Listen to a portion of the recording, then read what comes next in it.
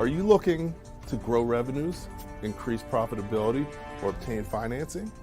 If so, you came to the right place. Running a business is all about leadership. How do you become a better leader?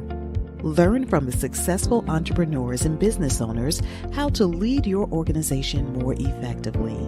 That's why we created Leadership Live at 8:05, Talking Small Business, to help you succeed with your host, Andrew Frazier, Business Growth Pro and CFO and founder of the Small Business Pro University.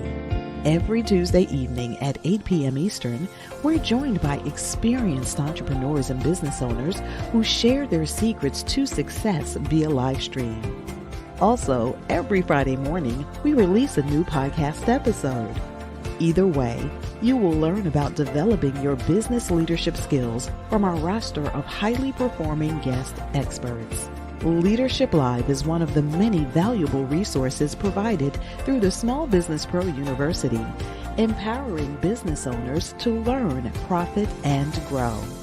Find out more at sbpro.u.com.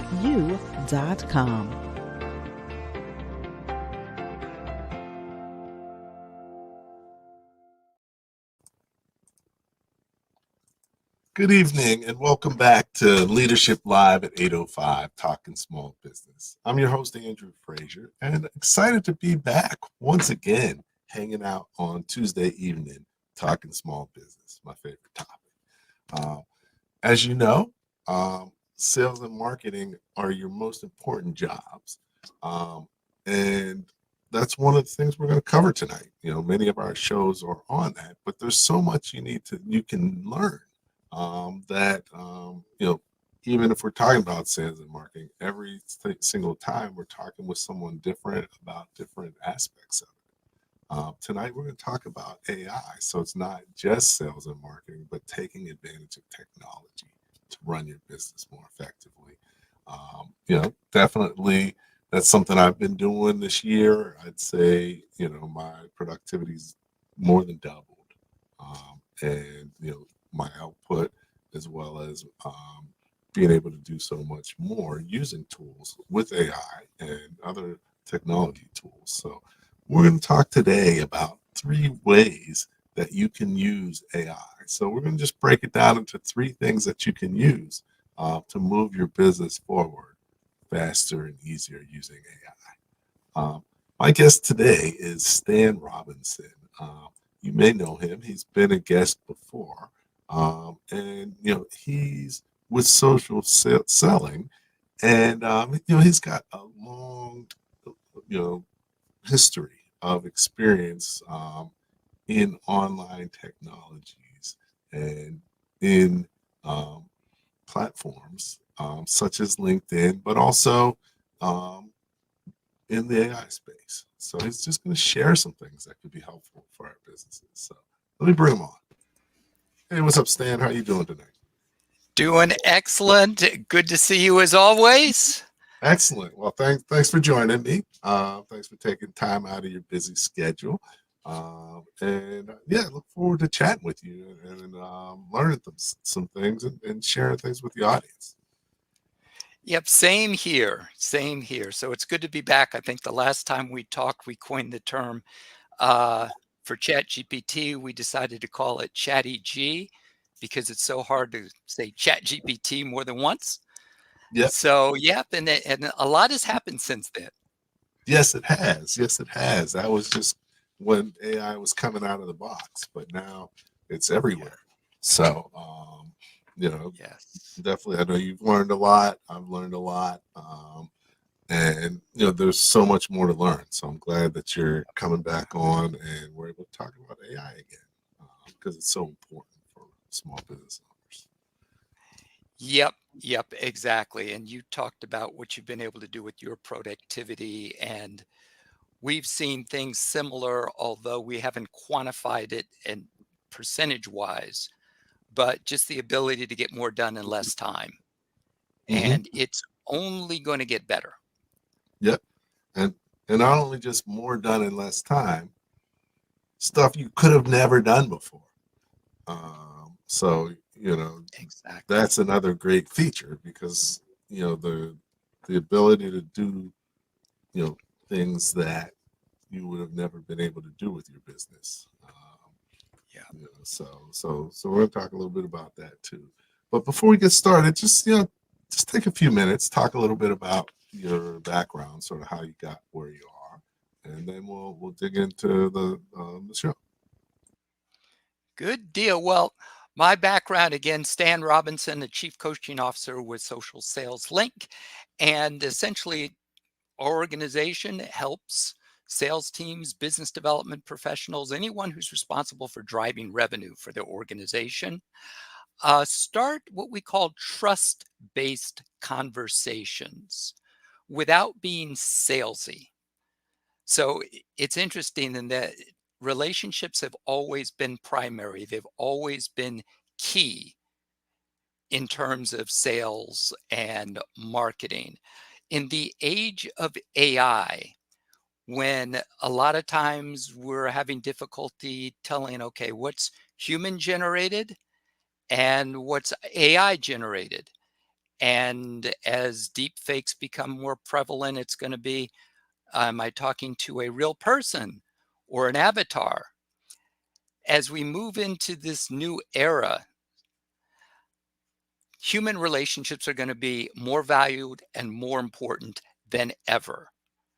And so one of the things that we do is focus on helping organizations develop relationships based on trust and authenticity.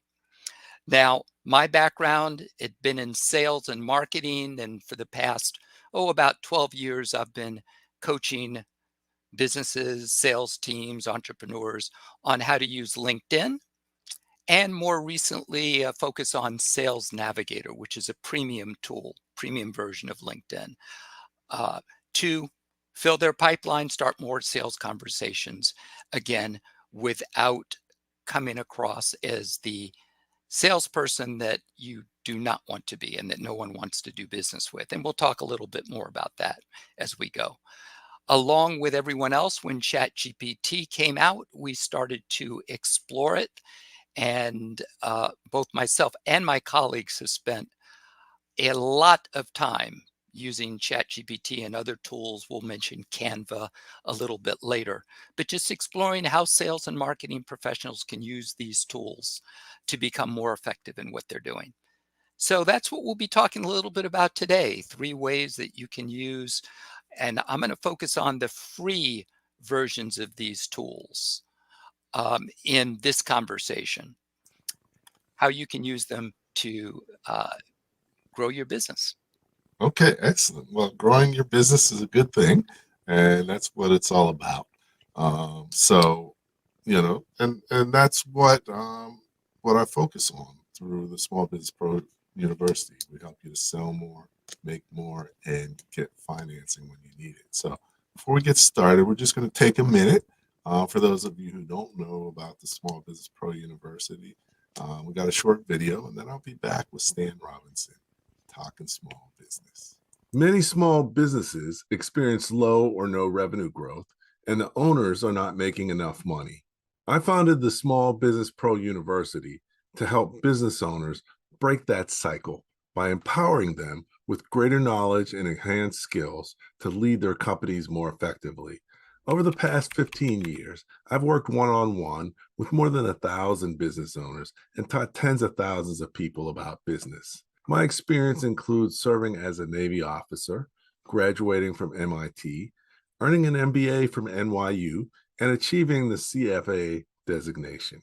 Small Business Pro University empowers entrepreneurs like you to run their businesses more professionally and create sustainable enterprises. Small Business Pro University provides access to valuable resources, partnerships, and relationships that will help you to grow revenue, increase profit, and obtain financing faster and easier. Our Masterpreneur initiatives include more than 100 expert-led multimedia courses and training programs with more than 2,500 lessons. The Small Business Pro Network, our private community for entrepreneurs. Leadership Live at 8:05, Talking Small Business, our weekly live stream and podcast. Advanced Learning Institutes focused on revenue generation, profit maximization, and capital acquisition. And the Power Breakfast series, in-person events where business owners learn best practices, enjoy great networking, and gain useful knowledge. If you want to sell more and make more, you need to check out Small Business Pro University. Visit our website at www.sbprou.com.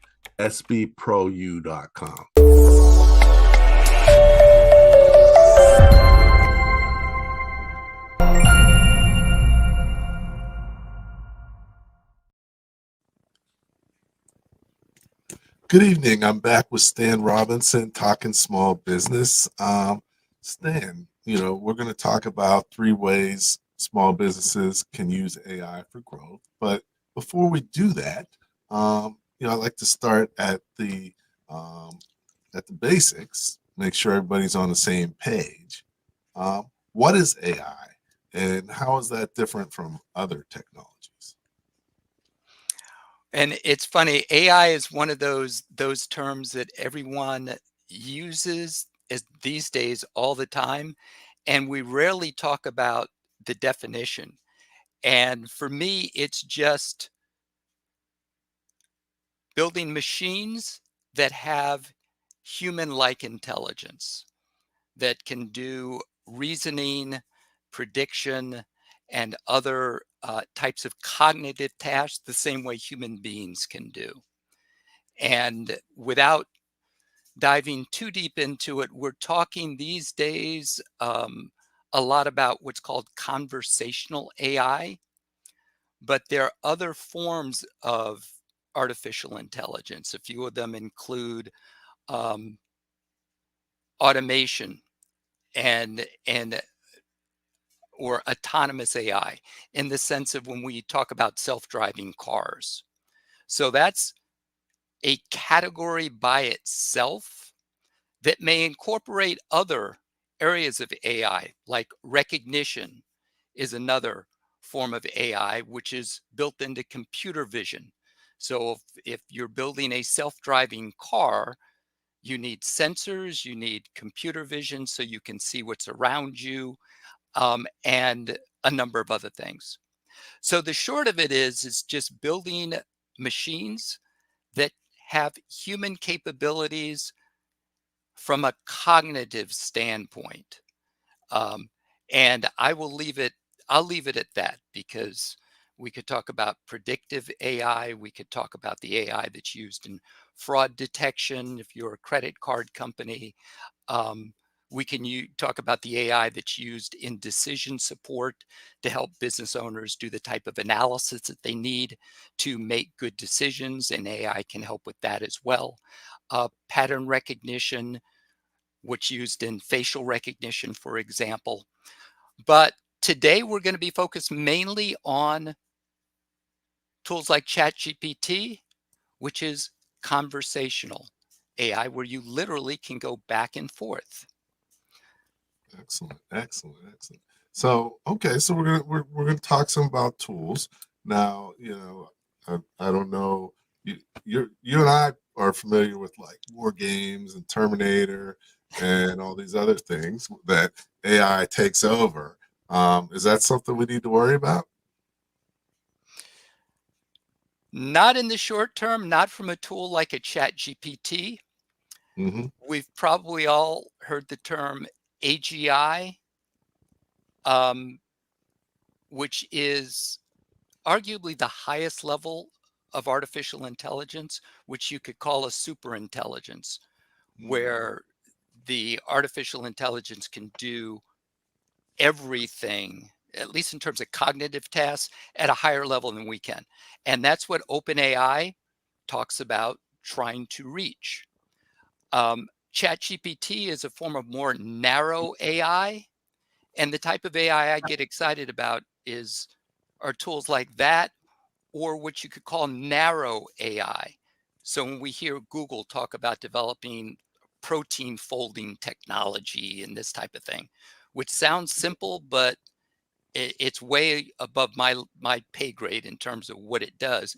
But the point is, AI has applications in fields like medicine, and other similar fields, helping us fight diseases and this type of thing. which are narrowly focused and don't have the kind of negative implications that a more generalized intelligence Mm. may have when we talk about the Terminator scenarios. Okay. All right. So we're good for a while at least. We're good for a while. That how long is the subject of much debate. Okay. All right. Cool. So I can sleep easy. So now we're going to talk about 3 ways that businesses can use AI. So why don't we just start with maybe just name the 3 ways and say what they are, and then we'll dig into each one at a time. Sound good? Sounds great. You were reading my mind. Actually, that's exactly what I was going to do. Because I was going to start with writing or content creation. Now, there are 2 facets of it. One is the writing side, which we'll jump into because that's low-hanging fruit when it comes to using AI. As soon as ChatGPT came out, writing was one of the major uses of this tool, and it continues to be. Also going to talk about image creation as the second, because there are free tools that now enable you to create amazing images. Even someone that's as graphically challenged as I am, I'm learning how to talk to, so to speak, right now with text. Although I'm experimenting with voice typing, which for me is going to be huge help. But text to image generation. So that's number 2. And then the other is using a tool like a ChatGPT for role playing. Now, you could use it for role playing in sales scenarios, but you could extrapolate that same concept to use ChatGPT to set up a scenario and say, okay, ChatGPT, you are the buyer. I'm trying to sell you something. You could use it for a negotiation, but basically the category is role playing. So we'll talk about writing, we'll talk about image creation, and we'll talk about role playing. All right. Great. So we'll talk about each of those. So now, before we get started with that, one thing that I've noticed, and every time there's a new technology, everybody says, "Oh, this is going to change everything." So you had blockchain, and you're like, "Oh, this is going to be the greatest," and really wasn't, at least for small business owners. The metaverse, they're like, the metaverse is going to change everything. Probably not, unless you're a gamer, or in certain ways, but not really the tool that makes a huge difference for small business owners. Why is AI? Why is it so valuable for small business owners, and why how is it doing this where other technologies that were supposed to be super impactful weren't? What's the difference? That's a great question. And just so I don't forget, I'm going to recommend a resource, a gentleman named Michael Stelzner, who does a number of podcasts. He started with one on social media marketing, which started just after social media started to take off, probably around 2000. He probably started around 2010, 11, give or take. Then when the metaverse and Web3 really came into conversation, and cryptocurrency and blockchain and all this type of technology, started another podcast, which still continues, called the Web3 podcast. And I was delighted to find out, I think just over this past weekend, that he started a podcast called AI Explained. And now that was a long answer to your question, but the reason that I mentioned it is you mentioned kind of the arc of these technologies, and some of them have taken off. Social media unquestionably has been a game changer. As you mentioned, Web3 has not yet. And I think one of the differentiations between Web3 and AI was AI's ChatGPT moment. Okay. Because AI has been around longer than social media, longer than Web3, arguably, because the term has been around since the mid 1950s. Okay. But the industry's gone like this in terms of expectations and what people have talked about you would be able to do with it, and then it hasn't come to pass. And so, you know, the Gardner hype cycle, it's gone up and down. For me, what really caused AI to take off, of course, the research and the tech had to be there to bring this all together, was ChatGPT and the fact that they democratized access to artificial intelligence and Okay. put the interface in the form of a chat such that anyone could literally talk to it using a keyboard and interact with it. That moment hasn't really come for things like blockchain. In the future, it may. But for me, what caused, at least in terms of how I look at it, because I was trying to figure out, okay, what was it about ChatGPT that really caused this technology to come into the public eye in a practical way? They made it accessible to everybody, extraordinarily powerful, and useful. Because people immediately picked up on the fact, wait a minute, I've got this homework assignment. And yeah, I just type in the homework assignment and looky here. And then, so I don't know who led the pack in terms of starting to jump onto ChatGPT, but it went to 100 million users in some ridiculously short period of time. Yep. Because it was practical. And in my mind, Andrew, we're just at the tip of the iceberg. These are baby steps in terms of where this is going to go.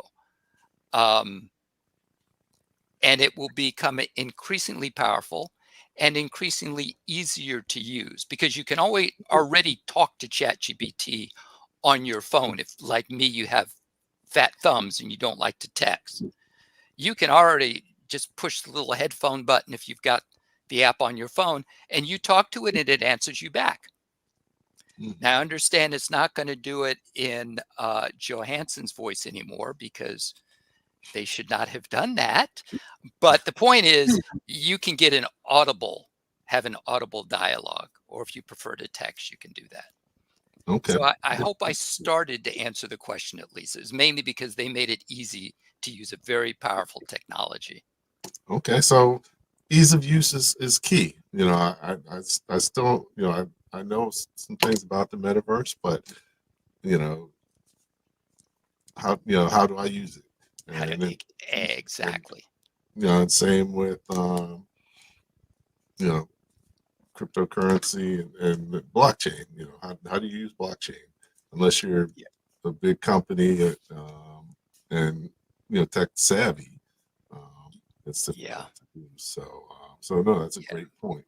And so I think there will be some overlap between that blockchain technology and AI, just because blockchain is great for authentication and making sure that things cannot be changed after the fact, which is a huge problem in the world of AI, because at this point, audio, video, images, you can fake everything.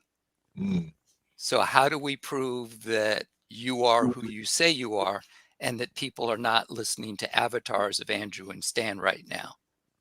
Okay. And blockchain down the road may be able to help with that. But we'll see.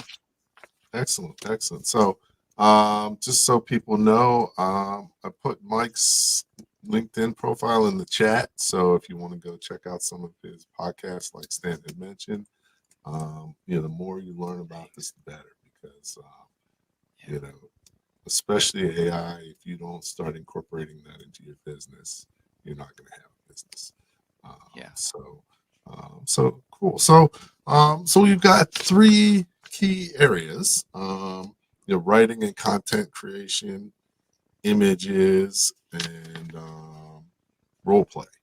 So why don't we start with writing and content creation? Talk a little bit about how that works and some of the tools and ways that our audience can take advantage of it.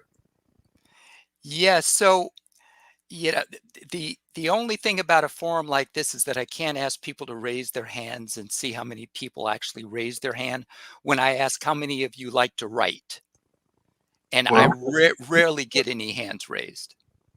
well, what we can do is ask people to put answer in the chat. Awesome. So definitely we'll make it interactive. Okay. So if you like to write, just put a W in the chat. And if you don't, yeah, I guess you can just put an N in the chat and we'll follow it. But normally, most people don't like to write, okay, for whatever reason. And one of the things that ChatGPT has made it easier for us to do is to put our thoughts in the form of writing. Now, couple of caveats. Based on the way that ChatGPT was trained, it was trained on huge volumes of data from the internet, and everyone's probably heard the term garbage in, garbage out. Based on how ChatGPT was trained and how you ask questions of it, or in fancier words, how you query ChatGPT, which is basically what question you ask it, that's going to determine what kind of response you get back. And because ChatGPT was trained based on lots of information from the internet, it's going to start with very generic responses to whatever you ask. And yeah, as Jack said, Jack likes to write, but it just takes too long. So, couple of things. One thing that we found super helpful, and we teach our clients at Social Sales Link, is authenticity always has been and will continue to be very, very important.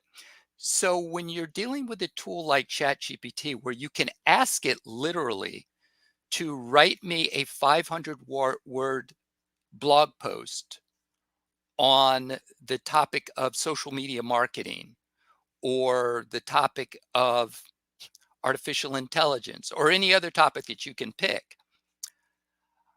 it's going to come back with a very generic response. So one of the ways that you can kind of teach the model to write in your voice is you can record yourself, like on Zoom or another recording platform. The goal is to record yourself speaking, since for most of us, that's the easiest and quickest ways to get our thoughts out. The reason that I mentioned Zoom is because you can get the transcript of your recording, and then you can, depending on which version of ChatGPT you're using, if you're using the free version, you may have to paste parts of your transcript, copy and paste it into ChatGPT. If you're using ChatGPT Plus, which is one of the best $20 a month investments you can ever make, if you use ChatGPT Plus, you can upload the transcript into ChatGPT. But the idea is to have the tool use the transcript of you speaking to learn how to speak, or write in this case, in your voice. So you can use ChatGPT to help with writing everything from blog posts to social media posts to virtually anything you can think of. If you want a video script because you're doing a short video and you're trying to figure out, okay, what do I say and how do I keep it to 60 seconds or 3 minutes or whatever the case may be, you can ask ChatGPT to help you with that. Now, one of my colleagues, Bob Woods, has created a model called CRISP. And yep, thank you, Andrew, for putting that website up there. If you just go to the website socialsaleslink.com/library, put a library after the .com/library, you can get access to resources like Bob's CRISP model, where he walks you through how to instruct ChatGPT to produce written content for you in a form that is in your voice and is very specific based on what you need to do. Now, truth be told, I do not remember all of the aspects of what CRISP stands for. It starts with context, I believe. And I believe the R stands for role, and then inspiration, and one other, the S, you have to go to the library to find out. I know the P stands for prohibitions, because you can tell ChatGPT what you don't want it to do in your instructions. Now, I'll wrap up with this and see if there are any questions. Whenever ChatGPT produces any type of written content for you, do not, repeat, do not simply take that and copy and paste it and use it. What you do want to do is reread it, tweak it such that it's in your voice and you're comfortable with it, and then you can post it. Now, if you really want to make sure it sounds like you, read it aloud. Another tip from Bob Woods. And it's a simple tip, but when you read something out loud and you hear it, anytime you stumble over something, guess what? Your reader will stumble over the same thing. So if you read your own content out loud and you get tripped up somewhere, go back and change it such that you can read it smoothly, and that will make life easier for your reader as well. So those are just a couple of examples of how you can use these tools for writing. Now, I've been talking about ChatGPT again because it's free. You can experiment with ChatGPT without even creating an account. Just keep in mind that if you do choose that option, they will not give you the option of opting out of having anything that you put in there used for them to train future models. So it's worth it a minimum signing up for a ChatGPT account so that you can decide yes or no. I want you to have permission to use whatever I put into the tool to train your future models. But everything I've talked about with ChatGPT, you can also do with Google's tool, Gemini. I definitely suggest experimenting with a tool called Claude.ai, CLAUDE.ai, because some people find it better for writing than ChatGPT. So Andrew, any questions that either you or anyone else has come in with when it comes to using it for writing before Okay, we well, jump to images? appreciate everybody's comments. Definitely, we invite you to comment, ask questions. One of the things I've found, like ChatGPT, is very broad, and it seems like it could do mostly everything. But there's also a lot of fine-tuned use of AI. I think I use the software ScaleNut, which is specifically designed for blogs and creating blogs that are really powerful and have great SEO and draw people in. And so talk a little bit about what types of on these platforms, you've got specific ones, you've got broad ones. Is there one that's better than the other? How should we think about how we're going to use AI for content these tools? Great question. And it kind of depends on how much time you have to experiment with different tools.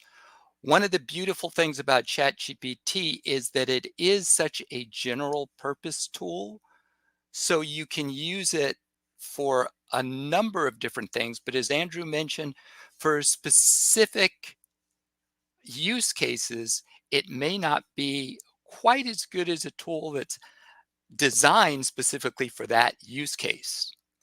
So do some experimentation and see what works best for you, because there are other tools out there for writing that existed before ChatGPT. I'm pretty sure Jasper.ai was around before ChatGPT.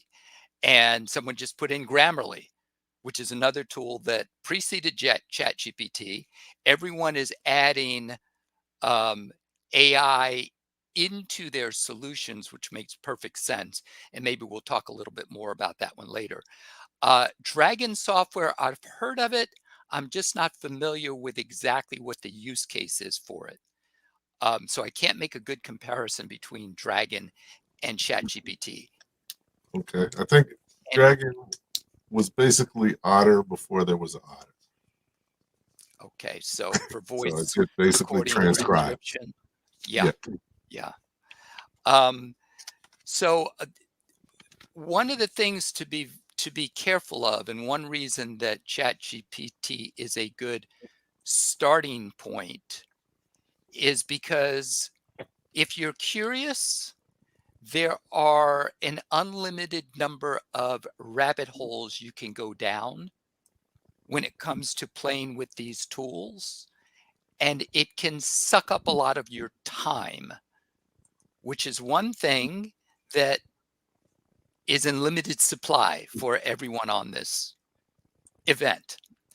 So so there's a balance there. If you have a team and you can say, I want you to have a look at these tools and come back and let me know what you think. That's the ideal thing. If you are a team of one, I suggest start with ChatGPT. And one of the reasons that I bring up writing first is because that's such low-hanging fruit. It's something that we all have to do at one time, whether it's creating website, writing emails, doing a newsletter, writing posts. We've all got to do writing at some point, whether we like it or not. And so writing's a good use case that all of us have to do, where you can use a tool like a ChatGPT to help. Are there tools that may be better for that specific use case? Probably. But again, it's a matter of how much time do you have to look at the other tools and incorporate them into what you're doing. Okay. Excellent. Andrew, any thoughts on that? Because I know you've looked at a lot of tools. Yeah, I mean, I think, one thing that you mentioned is AI is being infused into things you're already using. And that's even better because you already know how to use it. And so, definitely taking advantage of that. I kind of like a lot of the more specific rather than the broad ones, because you don't have to learn how to talk to AI in the right way to get what you want out of it. Because usually they're set up automatically to give you what you want. But everybody has a different preference. And at the end of the day, whatever works for you, and as long as it's giving you the benefits that you need, that's really what it's all about. So, okay, so that's it. We covered one, and of course, time goes fast, so we're not going to have as much time to cover the other two, but that's all right. That's fine. Yep. But we're going to take a sec. Definitely. We do a lot of things through Small Business Pro University, and one of the things we've been doing for over 10 years is the Power Breakfast events for entrepreneurs and small business owners. And we have a major one coming up this summer on July 26th. So hopefully you can join us if you're in the area. If you're not, it's probably worth coming in and check it out. And here's a short video to sort of let you know what it's going to be all about. We're here at the Small Business Power Breakfast and Conference. I'm excited to say that we had a great day. This event was a wow. Every panel, every speaker has had so much amazing content and good information to share. This is a good day to put aside to come out and do some learning, but also make some great connections. The ones that I made were impactful. Hi, I'm Andrew Frazier, Masterpreneur and founder of the Small Business Pro University. For more than 10 years, our events have directly resulted in tens of millions of dollars in both revenue and financing for attendees. Join me at the Small Business Pro Power Conference on July 26th in Newark, New Jersey to learn best practices, enjoy great networking, and gain useful knowledge. We will supercharge your day. Hi, I'm Lana Molina, Community Outreach Liaison for Lakeland Bank. Lakeland Bank is proud to sponsor the Power Breakfast this year, actually for the entire year. We are very thrilled for this partnership to put much needed small business financial literacy education and create forums like this for entrepreneurs and small business owners to meet, interact, learn, and network. The conference theme is Secrets to Generating More Revenue. And you don't want to miss our featured guest speaker, Precious L. Williams, the Killer Pitch Master. She will be talking about Rainmaking 101 from day one. Good day, everyone. Hey, hey, hey. It's your girl, Precious Williams, the Killer Pitch Master. And I can't wait to see you at the Small Business Power Breakfast and Conference. Be there or be square. I know you're going to be there. You'll also want to check out our expert panel, Creating Strategic Alliances to Drive Revenue Growth. I look forward to seeing you at the Small Business Pro Power Conference on July 26th in Newark, New Jersey. To learn more and register, visit www.sbprouU.com/conference. Take advantage of our early bird pricing by registering today at www.sbprouU.com/conference.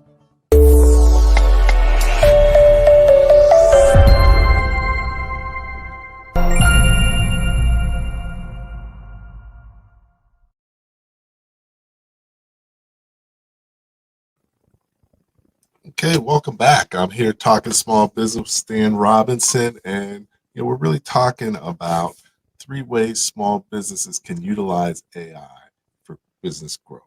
We started with using it for writing and content creation, but the next area I think is images. So, talk to us a little bit about why and how to use AI for images, and the benefits of doing that, and what type of platforms we might want to use to do it on. Yes, so I'm someone who is graphically challenged. I can write, but when it comes to image creation, all that type of stuff, no talent whatsoever. Now, here's one of the best tips that I will give you. If you're like me, have someone else do your graphics. Okay. If for some reason you either want to experiment with this or you don't have somebody else, then look at tools like Canva, which has CANVA, and I believe it's .com, though you can check. But Canva has a free version, which is great. We use a paid version at Social Sales Link. But 2 other tools, and they're more coming. But one is Meta.ai.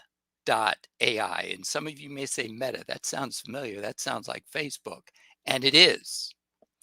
But Meta.ai recently released an image creation tool that is, at least in my mind, really good, and it's free. If you really want to If you really want to play with it, you do need a Facebook account, which of course is free, and it's worth just signing in with Facebook and playing with creating images using Meta AI. There's also another tool called Playground, just like your child's playground once upon a time, playground.com. And that also has a free version that allows you to create really good images. Now, with the exception of Meta, I'm sure at some point they will have a paid version for their image creation, but right now Meta.ai is free. Canva has a paid version, so does Playground AI, and there are a lot of others. But I mentioned image creation just because images, of course, add another dimension to anything that you're doing online. Images help things pop. Images catch people's attention. Images tell a story very quickly. So image creation is something that is powerful and should definitely be part of your marketing suite. And folks in sales can use images also to, if they're posting, to help their images pop, help their posts stand out from others, in other words. So that's just a tiny bit about image creation. I just mention it because AI does make it easier. A lot of us are waiting for a tool from OpenAI called Sora, which if you haven't seen the YouTube video that's a demo of Sora, it is worth watching. It's really quick, but it is amazing what this tool can do. But because of what the tool can do, they haven't released it into the wild just yet. Okay, how do you spell it? Sora, Sora. Okay. So Sora. Okay, so I'll look for the video on that. You know, one thing I'd also like to bring out, so you have images, but you know, I always say like an image is worth 1,000 words, but a video is worth 1,000 images. So what about AI for video? And AI for video, I have not experimented with that much. So I'm going to kick this one back to Andrew, except to say that I know that there are tools out there right now that allow you to take a video, cut it down into bite-sized pieces, which are much easier to share on social media. And it's only going to get easier. So there's a good book out there by a Wharton professor named Ethan Mollick, who is a business school professor, and he writes a lot about AI. The book's called Co-Intelligence. And one of he mentions 4 things in the book, among a lot of other stuff. But generally speaking, in terms of AI,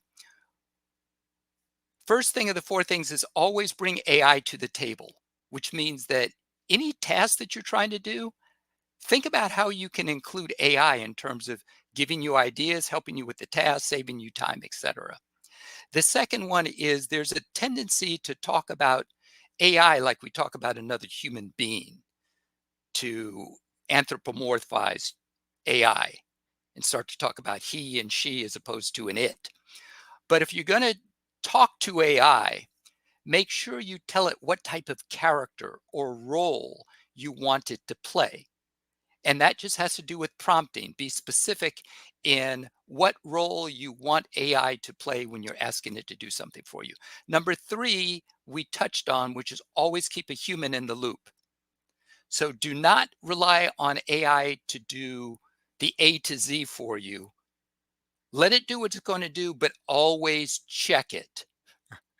So always keep a human being in the loop. And then the last one is, this is the worst that these tools are ever going to be. So whenever you find things that these tools cannot do, in time, they will be able to do them. So Andrew, anything you'd like to add just on AI for video? Because I actually know you've done more than that than I have. Actually, I'm going to be using it tonight. I use vidyo.ai, and I upload my live stream every Tuesday night, and 20 minutes later, I have 30 to 40 1 minute or less shorts that I can post directly to any social media from the from the program, and it actually creates AI content. So you don't even have to create the post. The AI can generate the posts and the hashtags on it. Yep. See there. So yeah, I mean, it's really powerful and a game changer. Like, I could not do TikTok before, but now I could do it easily and post. We post every day now because we have enough content to do it. But that was impossible before. So, I think I would expand on something you just said, that you should you should ask about AI with everything that you're working on. But I would even say that there's AI things that provide solutions to things that you dreamed of. Like, that video program. I was like, where have you been all my life? So I didn't even know it existed.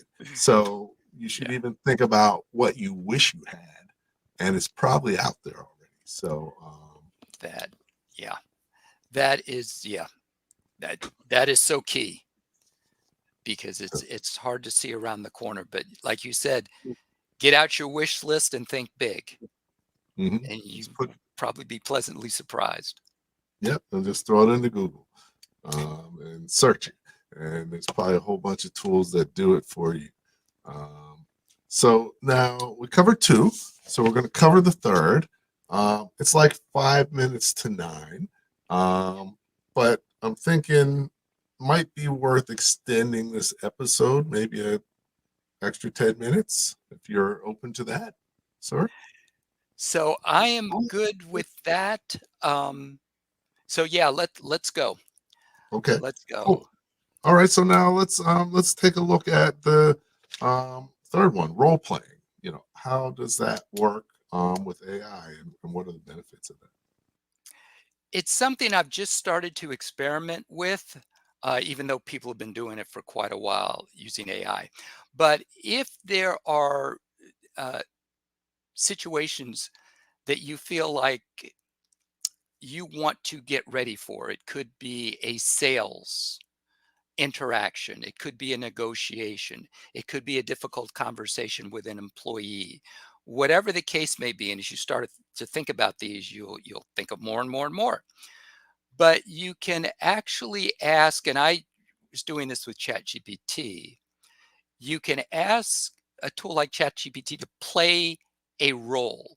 You've got to describe to it what type of role you want to play, like a buyer or an IT manager, or whatever the case may be, a disgruntled employee, someone that you're entering a negotiation with, and they're probably going to have certain concerns. So you have to describe the person and the scenario to ChatGPT and tell it what role you want it to play, and tell it what role you want to play. Now, I've just started experimenting with this using voice. I have a Windows machine, so I'm starting to experiment with voice access, which allows me to have things transcribed right in front of me or into ChatGPT much faster than I can type. So you can either type this stuff in, or you can use a tool like voice access. I'm sure Mac has a similar tool that you can use to talk to it. Now, what I haven't done on my desktop is see if I can have the ChatGPT answer me back. So if it's a sales interaction, from the beginning of the conversation saying, hey, good to be sitting down with you to talk about your social selling strategy and training, and what major concerns do you have about this particular area, and what would you like to get from this meeting? And what you instruct ChatGPT to do is you say, listen, I'm going to say something, just like you would put it in a query. You hit enter, so you send what you just said or wrote to ChatGPT, and it will respond. Now, right now, it'll respond on text. If you're using the app on your phone, you can hit the little headphones and you can have an audible conversation and literally go back and forth to role play different scenarios. The ideal, of course, is to do this with another human being, but people are not always available when you need them. You may not have the right person, and you can role play any scenario that you can imagine with ChatGPT and go back and forth. You can even instruct it to be a difficult buyer who has certain objections that you want it to bring up in the course of the conversation.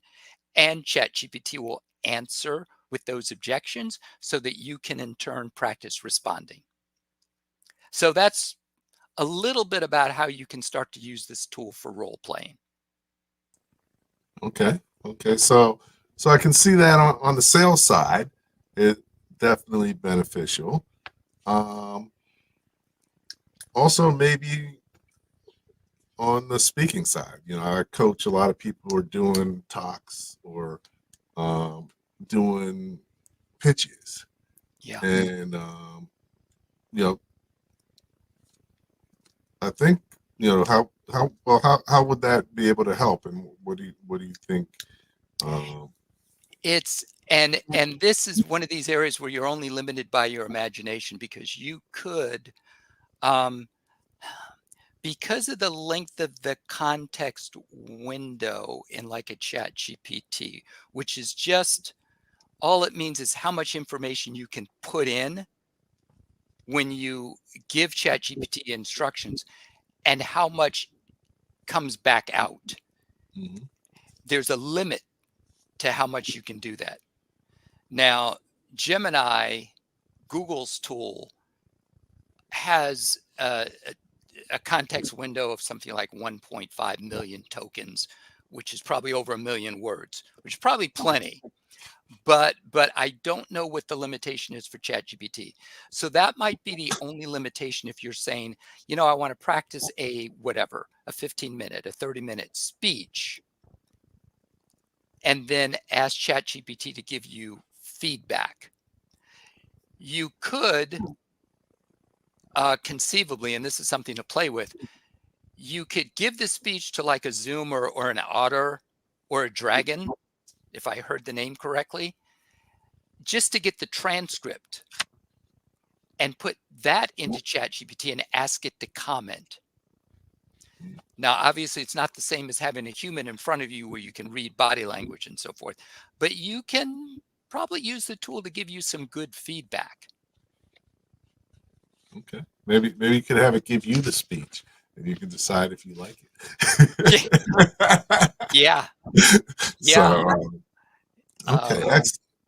So we do have a question. I didn't want to miss this, from Christine.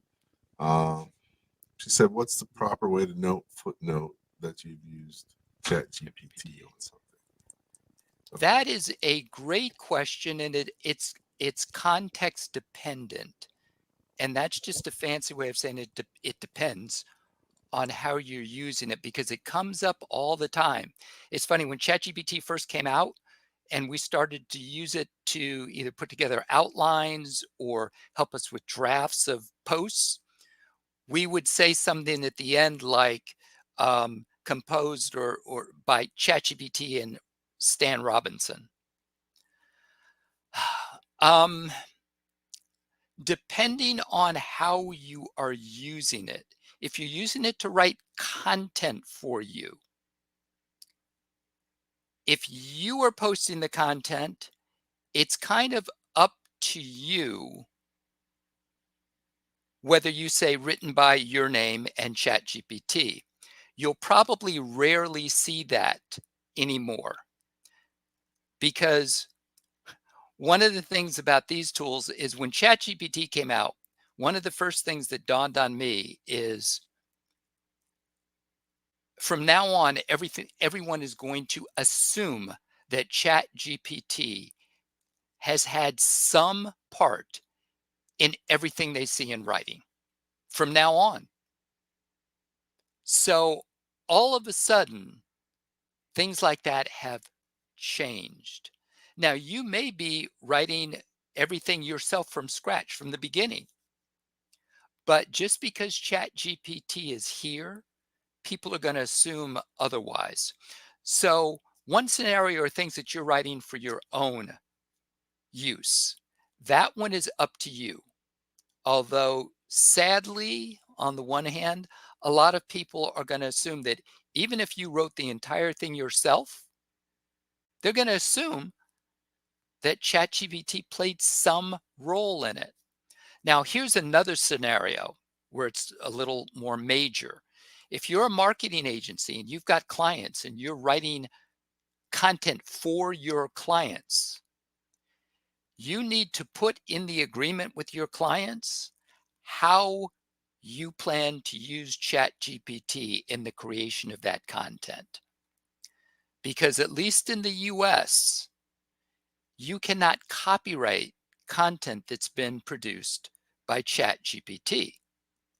Now, you may ask, well, Stan, what if I just use ChatGPT to give me the outline and I did the rest? Or whether I gave ChatGPT an outline and it did the rest. Where's the cutoff? The answer is, I don't know. At this point, I don't think anybody does. And some of these types of issues are going to go to the Supreme Court because they're already in the courts. But if you are a larger organization and you have a legal department, your legal department needs to be involved in how you're going to be using AI internally and externally. They need to be involved from the beginning because there is exposure in these areas. One other tip that I heard recently, and I'll wrap up on this question, is some companies are putting how they use AI in kind of their terms or their frequently asked questions on their website. So right on their website, now not on the home page, but the same place where they put like their privacy policy and all that sort of thing. Here's how I'm using AI, just so it's in writing and people know it, and you don't have to put written by Stan Robinson and AI on every single post. So I hope that helps in at least starting to answer that question. Okay, no, that was a great question, great answer. So we're going to get ready to close out, but just real quick, you talk about ChatGPT and in many ways, but one of the keys to using it is prompts. So maybe if you can just say what a prompt is and what the best way is to learn, how best to learn about using prompts. Woo la la. What a prompt is just an instruction or a question to a tool like ChatGPT. So you can ask ChatGPT, explain quantum computing to me like I'm a sixth grader, and it will come back with an answer. So I know that I mentioned the CRISP model that you can use. There are lots of models for prompting. Google has written a paper on prompting best practices. I believe OpenAI has also. Another very simple formula is RTF, which is role. What role you want ChatGPT to play. Like you can tell it, you are a marketing expert who is phenomenal at writing content that's engaging and produces a response. So R for role, T for task. What do you want it to do? Write an article, write a social media post, write a business plan, give me 25 ideas on XYZ topic, whatever the case may be. And then form. How do you want it to come back to you? As a JSON file, if you're in programming, do you want a bar graph? Do you want bullet points?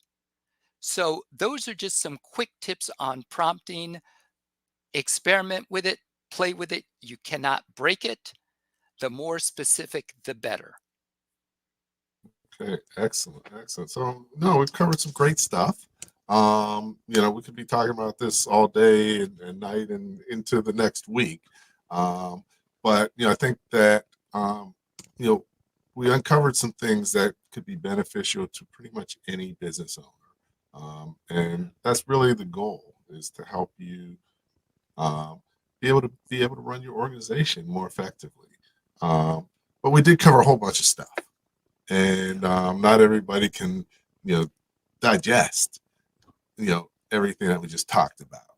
But what I like to leave people with is, 3 key things they should take away from what we talked about today. So, if you remember nothing else about what we talked about, what are 3 things that people should take away? So I'm going to give you a minute to think about it. I'm going to play a quick video about my most recent book.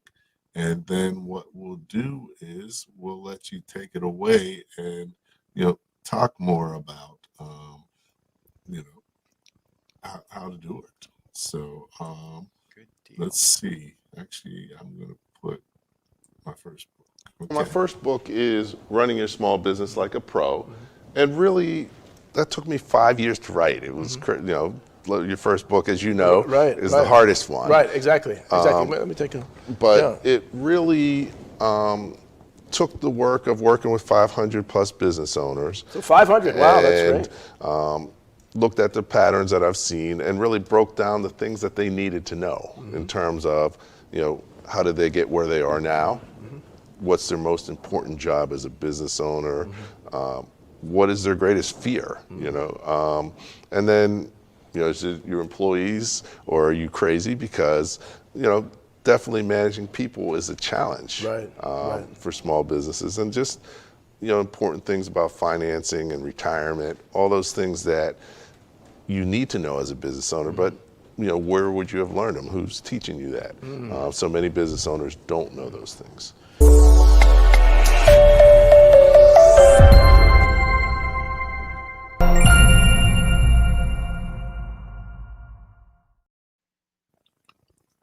All right. Okay, I'm back here with Stan Robinson. We're getting ready to close out our show of Leadership Live at 8:05, Talking Small Business. And Stan, what are 3 key takeaways that people should take away from what we discussed today, and so that they can utilize starting tomorrow in their business? Yep. So one is, regardless of your role, whether you are a CEO or an individual contributor, solopreneur, start to play with these tools and get comfortable with them, because they are here. They will only become more important, and right now they can give you a tremendous competitive advantage. In the future, they will be table stakes. Just like everyone's expected to know how to use Microsoft Word, in the future, everyone's going to be expected to know how to use tools like ChatGPT, or in the AI that's embedded into Google Suite or Microsoft Office. So start to experiment with the tools. Number one, if you are an organization, and say you are the head of an organization, the impetus for educating your team about AI needs to come from you as the leader. You cannot delegate it to someone else, but you need to basically set the tone for how AI is going to come into your organization. Because even if you are not using it, and you're not using it formally as an organization, it is being used by some of your people within your organization. And this is the type of technology that you want to be able to lead and to use in an organized manner, with some guidelines around how to use it. Like, don't upload your company's proprietary information into a tool like ChatGPT, which on the face of it may seem obvious, but it is not, because it's been done a lot. So that's the second thing. If you're leading an organization, you need to take the lead in terms of how AI is going to be brought into your organization. Those are the 2 biggest things. We've talked about the fact that this is the worst that it's ever going to be. So think about how you're going to use AI going forward. And the third one is just that there are two ways you can think about it. You can think about your biggest business pain, and is there a way for me to apply AI to helping me address this big business pain? Another way to look at it, and these are not mutually exclusive, is what are my processes right now, and what processes or workflows in my organization can I use AI to most help me with? So I hope those three help. Essentially, start using the tools. If you're the leader, you need to lead in the area of AI and look at how AI can help you, either from a business pain standpoint or from a process standpoint, or both. Okay, excellent. So great things to take away. So AI is here to stay, and don't get left behind. So thanks again, Stan, for taking the time out of your busy schedule to hang out with us and share your expertise. This is very valuable. I know I learned some things, and I'm sure everybody on the show learned some things. And that's what this is all about. The goal is to help you become a better leader so that we can run our businesses better and sell more, make more, and get financing when we need it. And that's what Small Business Pro University is all about. So thanks for contributing to it. Any final thing you want to share before we close out? Yep, my pleasure. This has always been great. The power, now it's not the Power Breakfast. Tell me that the next Power event. Okay, so that's the Small Business Power Breakfast and Conference. And the conference. No, actually, that's what we used to call it. It's actually the Small Business Pro Power Conference now. Okay. So we've got it up on the screen. And I will be there. Highly recommend it. Because there are always amazing networking opportunities, and what you learn is always great. The information that's shared is always first rate. Okay. So highly recommend that you make the time to go.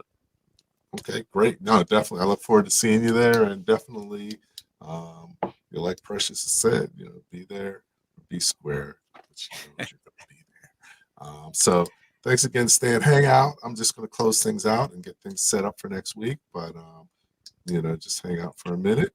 So once again, had a great episode of the show. Thanks for tuning in. Appreciate everybody's comments, your questions, and just the interactiveness. I think that definitely it brings energy and also just helps us move in the direction that makes the show as valuable as possible for you. So always appreciate your feedback.